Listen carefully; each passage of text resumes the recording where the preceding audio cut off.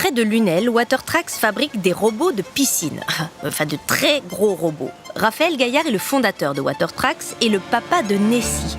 Ce robot électrique a été conçu pour curer les sédiments bloqués au fond des lacs par les barrages, et ce dans un souci environnemental. Nessie est truffé de capteurs de vitesse, d'attitude, de mesure des sédiments. Le robot travaille en toute autonomie et même pendant que le barrage est en activité. J'ai rencontré Raphaël à un moment clé de ma vie. Je venais d'effectuer une reconversion dans le développement durable et la responsabilité sociétale des entreprises. Donc ça a été un peu le déclic, les étoiles qui s'alignent. Sa proposition collait vraiment à mon nouveau projet de vie.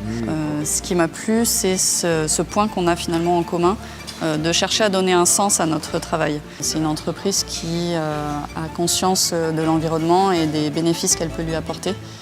Ce qu'il faut savoir, c'est qu'un barrage bloque le transport des sédiments. Ils s'accumulent en amont, alors que l'eau en aval en est appauvrie. Cela a des impacts sur la faune, la flore et sur les berges qui s'érodent plus facilement. Les solutions actuelles sont lourdes. Il faut par exemple vider le lac pour le curer. Mais pas avec Nessie, qui de plus redistribue en aval la bonne quantité de sédiments.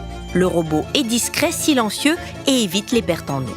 On s'est rencontré avec Raphaël pour le développement d'un projet d'excavation grand fond. Et lui avait des compétences en TP et il avait besoin de compétences en marinisation de machines pour les déployer profond dans les océans. Là où on se rejoint le plus, c'est sur le dynamisme. Celui de Raphaël est sans fin.